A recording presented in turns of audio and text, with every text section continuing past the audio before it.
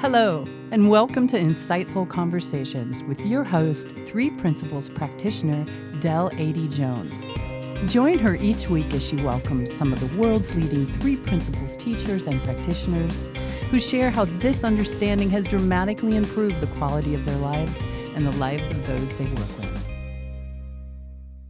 I'm very excited to have Danny Cobbin with me today.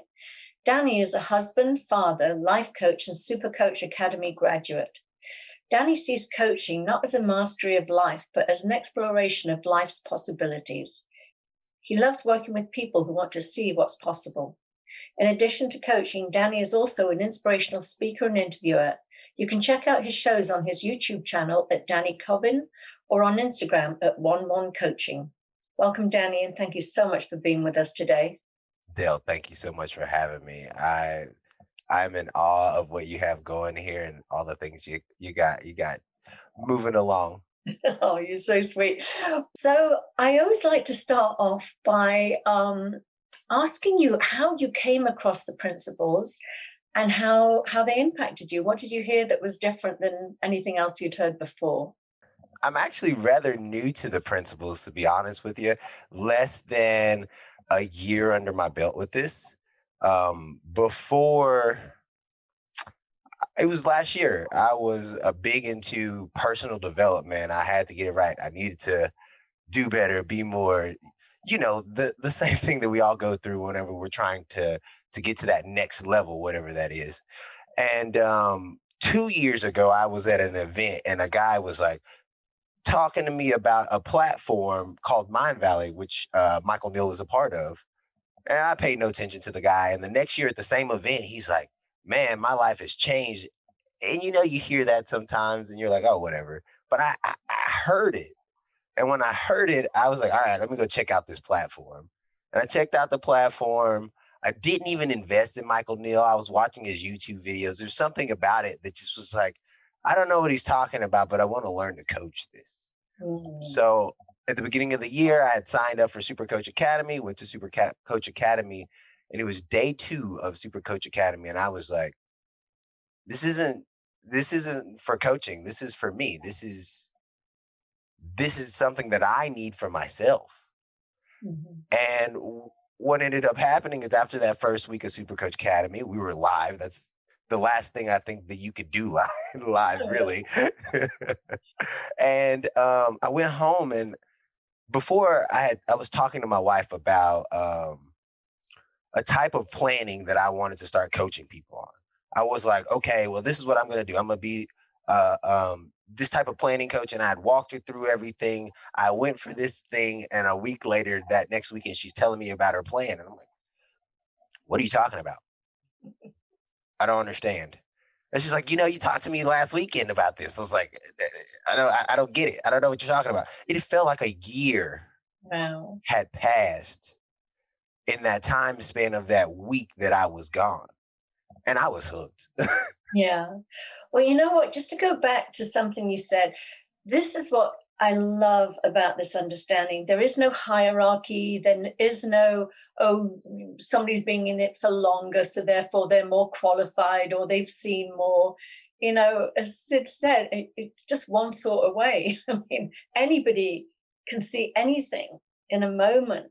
And people that sometimes have been around it for years don't get the clarity that somebody's completely new to it gets. So I love that. It's not sort of linear time or things like that. So so you were hooked and you were in it.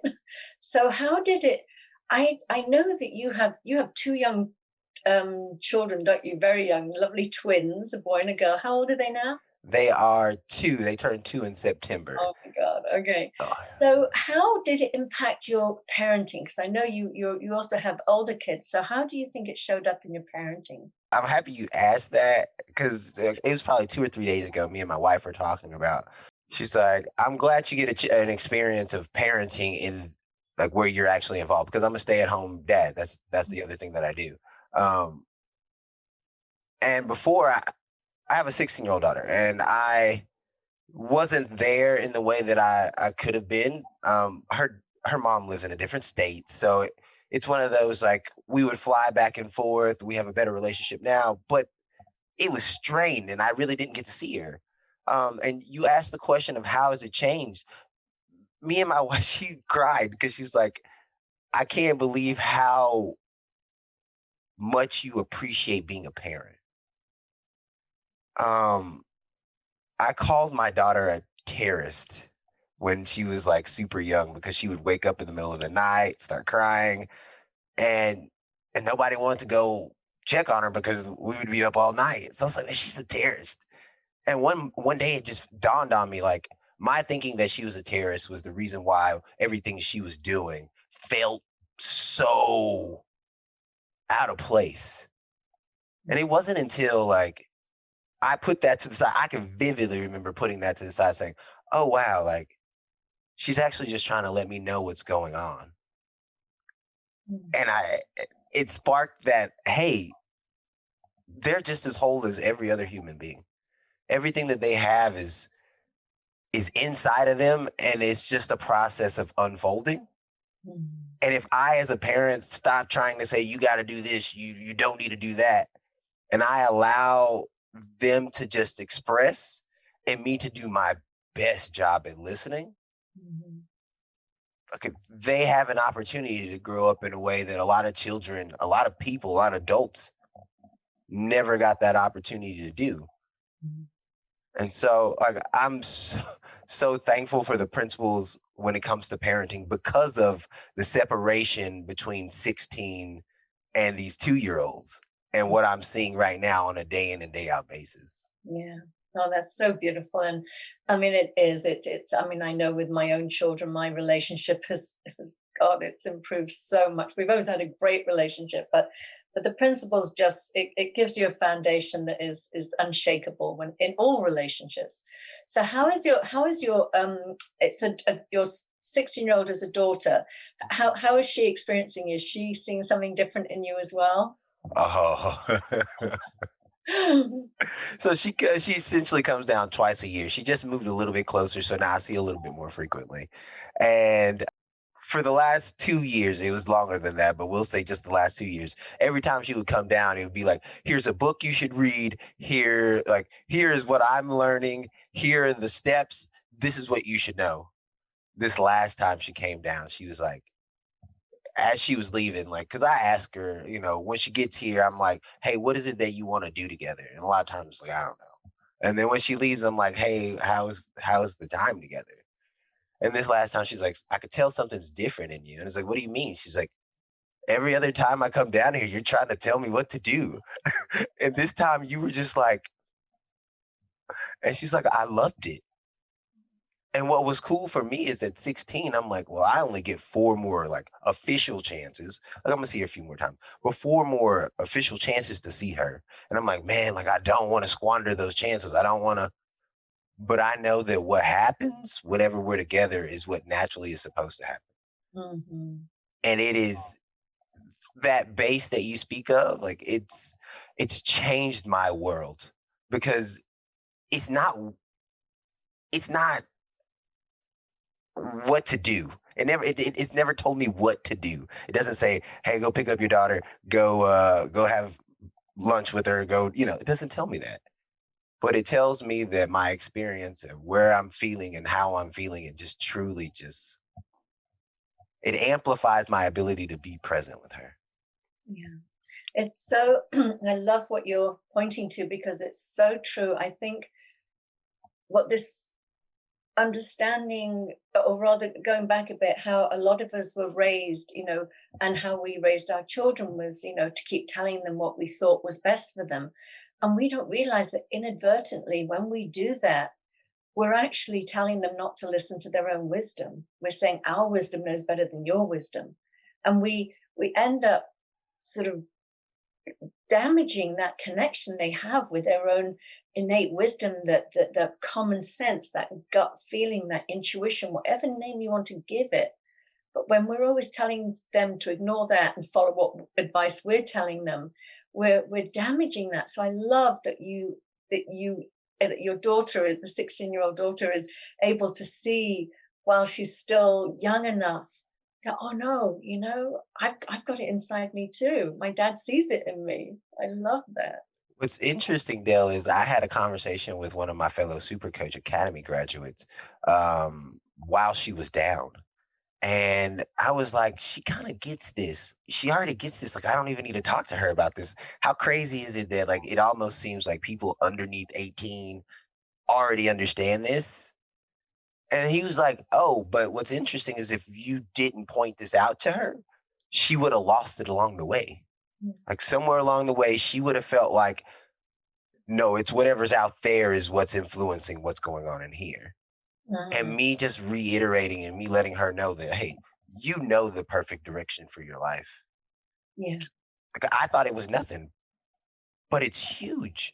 And Dale, I know a little bit about your story, and it's the same. Like, how long did it take for you to like kind of come out of that like conditioning of being a child? It took me till I was 30. Took me until I was 50 at least. Exactly. If we get this, but I'm curious, did your daughter just see the change in you, or did you actually share some of the principles? Because I know my kids did not want to hear about it, but they see the change.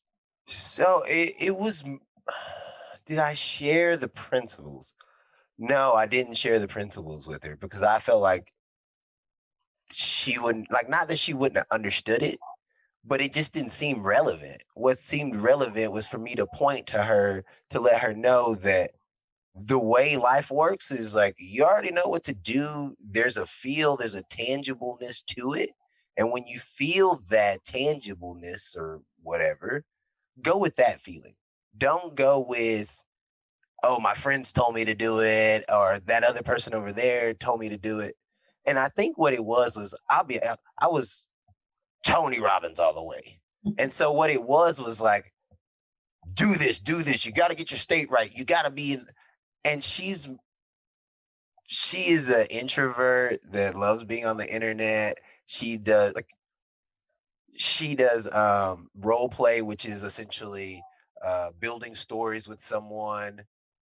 And like I got to thinking about it, like I don't need to have her read more books. She's writing books essentially because she's telling me about the different levels, right? Like there's introductory level, and then she's like, I'm at advanced lit. That's what they call it. It's just like the most advanced level where essentially we're writing novels to each other. And I'm like, oh, so like whatever it is you want to do, you're already doing it in a playful way. Yeah. And I was so in my head about this is what you need to learn that I wasn't even noticing that she was already learning it. Yeah. I have two sons now. They're 23 and 27. But when they would play video games, I would because I always think, you've got to go into your children's world rather than expect them to come into yours. So I'd sort of go and hang out in their rooms and watch them play. And I thought to myself at one point, I thought, oh my God, this is like chess for this generation. They have to think of multiple levels and multiple moves ahead of time. And we only just, we put this label on that it's just video games. But there's strategy, there's planning, there's things in it that we that are actually great for their development and their skills if we open our minds to see it that way, not judge it. Yeah, I'm a gamer myself, Yeah. and I stopped gaming in my 20s, like 25 to 30-ish. I was like, no, that's not what adults do. They don't game. And as I got older and then seeing my kids, like they pick up a phone. And I remember when it was just pushing, like they were just pushing the screen. And then I remember when my daughter realized, oh, if I touch the screen, the movie's gonna stop. Then like now she knows how to do all kinds. She's 2, but like she's learning literally what it took me like years to learn by just like flicking it. Like she's just playing a game. And even though it's not a strategy game like we're talking about, Mhm. it is like a game all the same. Yeah. And the level of coordination and accuracy, mental development, like you're saying, that goes with games, that's a population, honestly, as a coach, I'm very interested in working with because I feel like there's a lot of skills and talent that we're putting into video games, and those specific people are like, well, we're not really valuable to society because all we want to do is be on a video game. And I'm not sure that's completely true. Yeah, I love that. It's like it's to just encourage somebody where their inclination goes, where their enthusiasm goes, where their creativity goes, and just see, we what happens in that. So I want to ask you. I know you mentioned when we talked before. You mentioned that you suffered from dyslexia as a child, and so did I, and so did my one of my sons, not the other one, and so many of my family members, my brother, my nieces and nephews. So it's really prevalent in my family. So I just want you to talk a little bit about what that experience was for you, and how you see it now through the lens of the principles. Hmm. You know, I I experienced yesterday, I was wondering if my thought process, okay, me and you, Dale, were in a class together. We turned in a project, and on my project, that one of the thoughts that came to my mind is the reason why nobody understands what I'm saying is because my thoughts are jumbled. That was the first thing that I thought. And I was walking around the neighborhood with my kids, and I like was digging into that thought. And I got to a point where my head started hurting. I was like, whoa, whoa, whoa. We're looking for a new thought, not the same thought. And I dropped it. I said, let's go watch a movie, kids. Oh, I love that. I am not my dyslexia. I was so convinced that I was. Like, fourth grade is essentially when I kind of got diagnosed with it. And it went along with me transitioning from a inner city school of Dallas, Texas, to a suburban school. So when I moved to the suburban school, we were a year behind. They were talking about cursive. I was like, what is cursive? I've never heard of that before. Um, and so like because of that, they put me in a different class, like CMC. Like I was in the normal class, but anytime it came to reading, they would send me to a different class. And I didn't see anything wrong with it in elementary school, middle school. Like I kind of clued in, was like, what is this about? Like I don't understand. And then high school is when it really started to impact me. I was in ninth grade and wanted to be an AP math. I wanted to be a math teacher. That's what I wanted to do.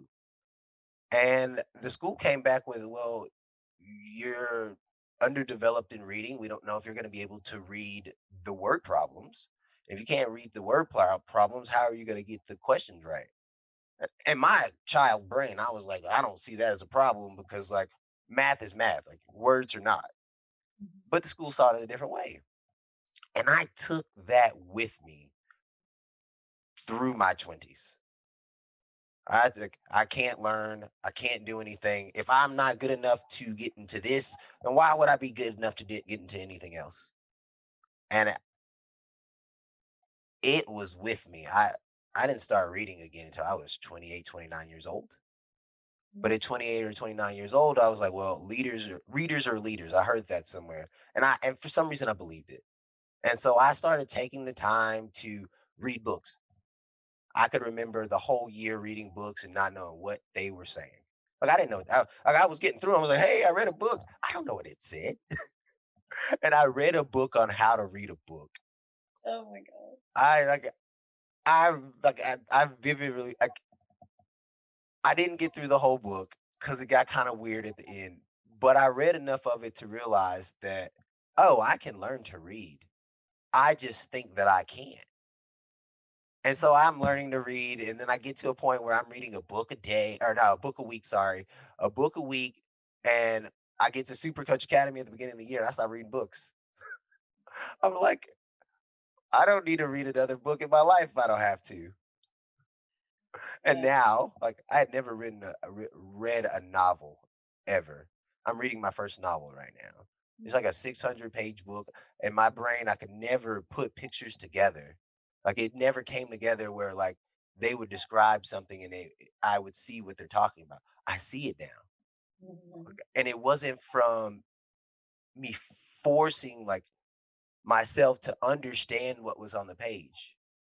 So yes, there comes a reading comprehension. I had to learn that. But the principles let me know that, hey, I don't have to read, but I want to read. It's fun. And now that I know that it's fun to read, I'm not so caught up with, oh, what is that word? How does that, did I read that right? And Mhm. so it's a thing. Yeah, like yesterday, I dealt with it. Like it was weighing on me.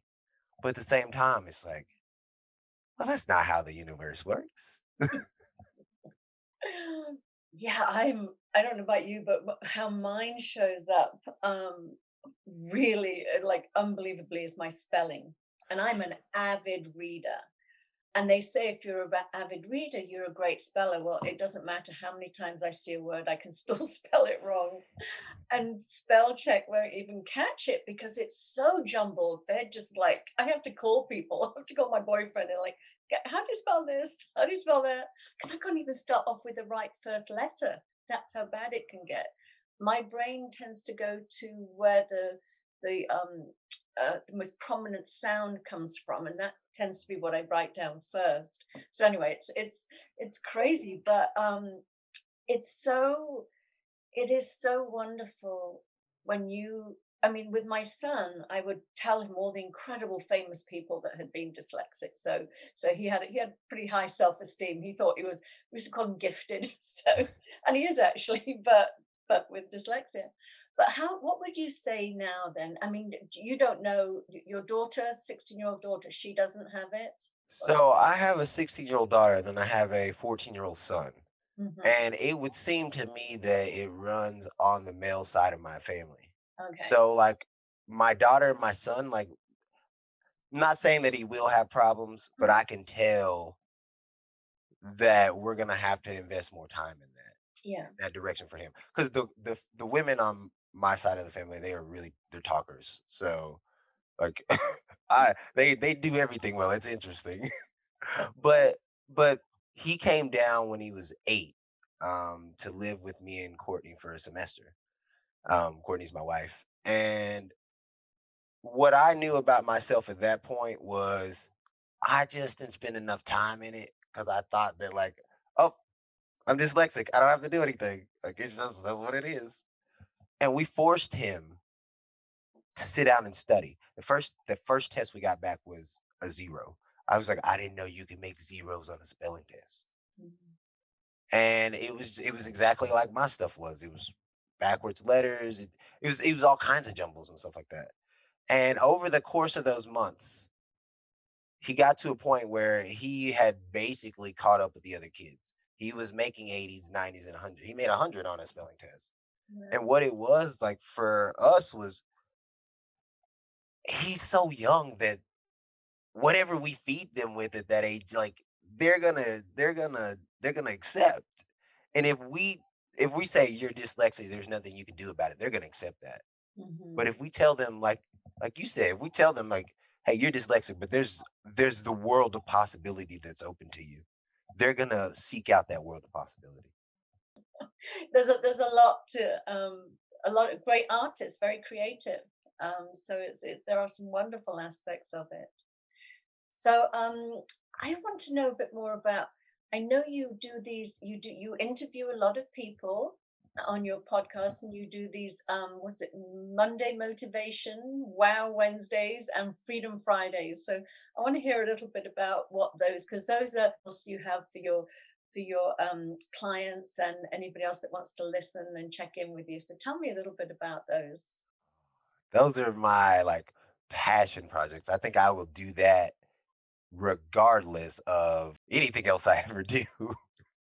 Because Monday motivation, e- every Monday, when I used to work at UPS, I was a UPS driver for 15 years before becoming a stay-at-home dad and a coach.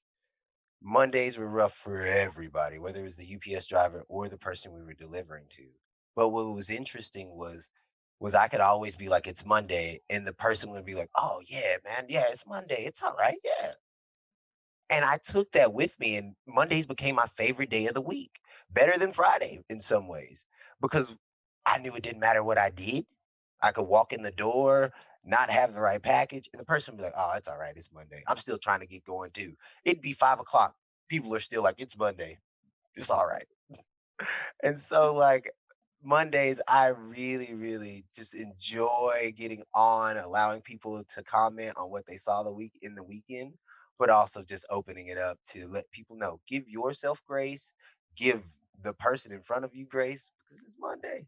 Mhm. Then Wednesday is something that I've learned throughout the week.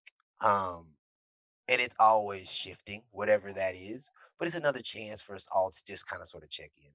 And then Friday is Freedom Friday. And for some reason, every Friday, like on Thursday, I think it's going to be something. And on Friday, it's something completely different. You know, I walk in, I'm like, okay, what is freedom today? And freedom just looks completely different. I don't know what it is about waking up on a Friday. I'm sure you know what it's like. You wake up on Friday and you're like, it's Friday. We made it. Oh no, no, I work all weekend, so I wish I didn't get wish I had a day where I just thought, "Oh, okay, my week has ended." They just roll into each other. So that's okay. It's okay. There's a lot of need for coaching right now. I'm feeling a lot of people, um, are going, through some, I mean, not everybody. A lot of people are experiencing this, dramatic change we're all going through with the COVID as an opportunity to reset and recalibrate and look at life in a completely different way. And then there are other people that are still finding it challenging. I would say mostly it's the loneliness I'm hearing, the disconnection that people are going through. So, what are you? I know you referenced it the other day when we were doing our projects, and you were talking about COVID and what you've seen this year. What's your big takeaway from COVID? My big takeaway from COVID is the new normal is found in the old normal. Um, if you think about any normal that you've ever had over the course of your life, how did you find it? And it wasn't, oh, I gotta change up some things. Maybe it was, maybe you forced yourself into it, but it's kind of like how you said your week is. You just kind of roll right into it. You kind of never realize that, oh, I'm doing something different. Mhm. And me and my family, like, oh, so thankful for three Ps, especially at this specific time in the world, because the things that we thought were gonna be problems weren't the problems at all. My wife had to stay home, and the first thing that happened was they started firing people at her job. They were like, anybody that has been on probation, we're gonna have to let you go. And she was kind of like, oh, what if they come after my job? It's like, well, they're letting the people go that they already knew they were probably gonna let go anyway. Like, in some ways, you should be thankful. And she like thought about that. Like, when you first say, hey, you should be thankful that abo- it looks kind of weird. But she saw that and she settled down a little bit. And then everything after that just kind of rolled into place. Like, we found her office. The kids ended up leaving her alone. It took a couple weeks, but like they were like, all right, well, she's clearly not coming out. And so just things just started shifting. Mm. COVID has been interesting.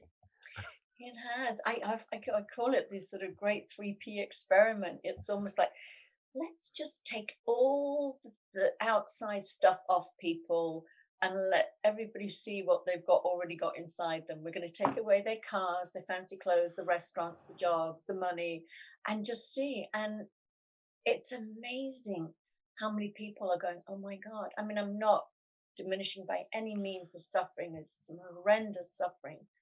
But I also think it has been a great opportunity to really recalibrate and go, what's important in life. And I think as everybody sees, it's our relationship, our capacity to love and connect and be with each other. That's it right there. That was it. That that f- that found like finding that passion. It was there in our family. Um, but then to be forced into the situation together, and what I was reading a lot at the time was like, I don't know how to get along with my wife. Like that's just what a lot of people were saying to me. Like I don't know how to get along with my husband. Like my kids are getting on my nerves. And we went through that for a small chunk of time. But we didn't focus on that. Mm. And so like COVID, like you said, like it has done some detrimental things. But for me and my family, it's been a blessing in our relationships.